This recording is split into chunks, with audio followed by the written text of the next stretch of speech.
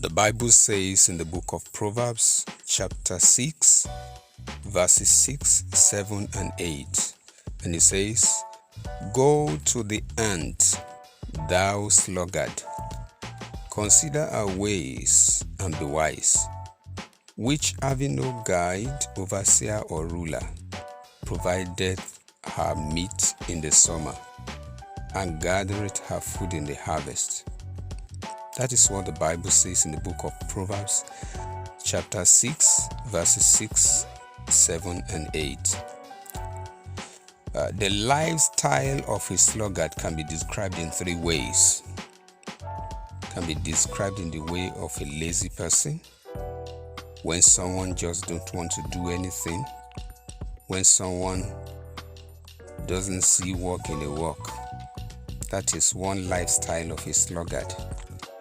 Another way by which the life of a sluggard can be described is the life of someone that is hard working without sense. This fellow is strong indeed, but he is without sense. The end of his labor is like that of a sluggard. And this is what I mean. He sees everyone going to the farm when the ground is still soft, and he sits at home. And because he is strong, he believes that whether the ground is soft or hard, he will have his way.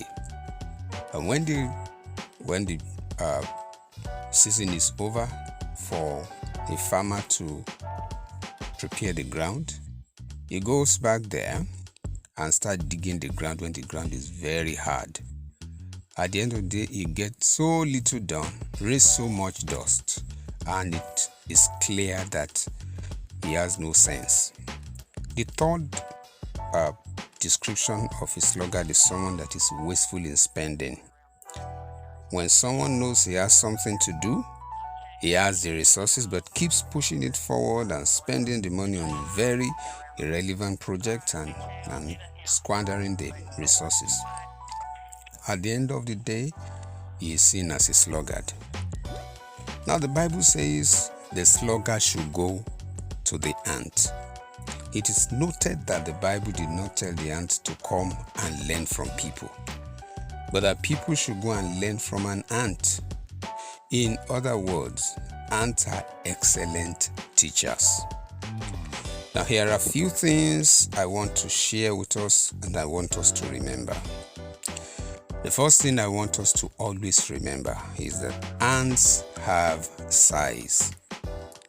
They are not big creatures, yet they don't limit their task to their size. They carry things bigger than their size. Some ants can even carry loads 10 to about 50 times their weight. And scientists are even telling us that they can carry weight up to about 1,000 times their size. They have size. Their sizes are small and yet they carry heavy load. The lesson there is always attempt great things. Regardless of your background, regardless of where you come from, always do great things. Think great things. I'm talking of realistic great things. Number two thing I want us to note about ants is that ants have sense.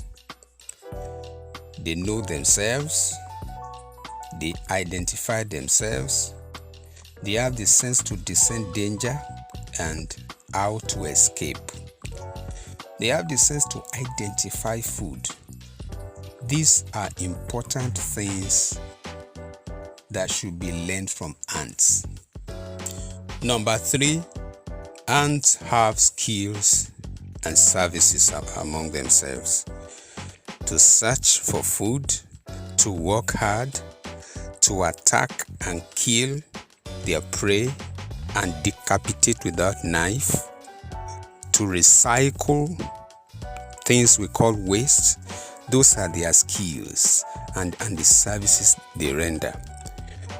Number four, ants have signs to understand instruction.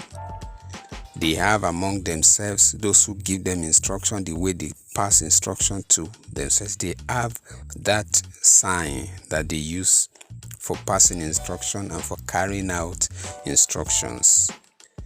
Number 5, ants have seasons. The seasons to prepare and gather their food. They know their season. The Bible says these are fellows who, without guide or overseers or rulers, they provide meat, they provide food in the summer, and they provide food in the harvest. When it is time for summer, when summertime comes, they know it is time. They know the season. So ants have seasons. Number 6, ants have structure. To prepare place to stay, they have organizational structure. They have a united force. That's the structure among them, and they follow the structure meticulously. Number 7, ants have systems. They have defense system. You don't mess around with soldier ants when they are on their way. Ants have storage system, and their storage system is so effective you can't get to that storage system easily. They have transport system, very effective transport system. They have communication system. They have support system. When they are moving, they form a chain of bridge for others to pass. They carry their dead colleagues. They are so effective. They have effective systems. Number 8, ants have strength and resilience. They don't give up until it gets done. They have the strength, they have the resilience. They don't give up. When you put a barrier before an ant, you find a way to pass either the side or climb the thing or pass one way or the other and make sure it passes through. And number 9, ants have silence. I have not heard noise or noises from ants before. Maybe they make noise, I don't know, but as far as I can see, they do their work silently.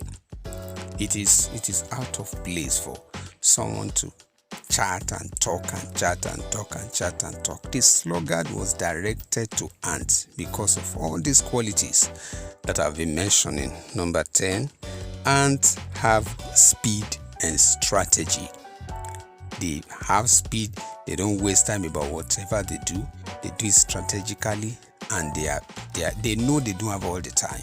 And ordinary ants, very little creatures, and they have all these qualities. Putting all this together, they always have success. Putting all these things that look so little to us together, give them advancement, give them the grace to multiply, give them, that ability to take places. So I read once again from the book of Proverbs chapter 6, verses 6, 7, and 8.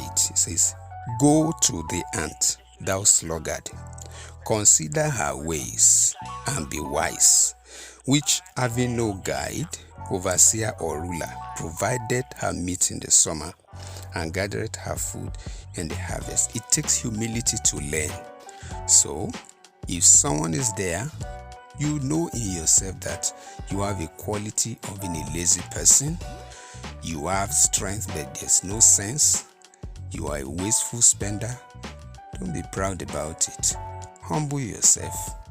Part of the grace you ask from God is the grace to learn from ants. God bless you.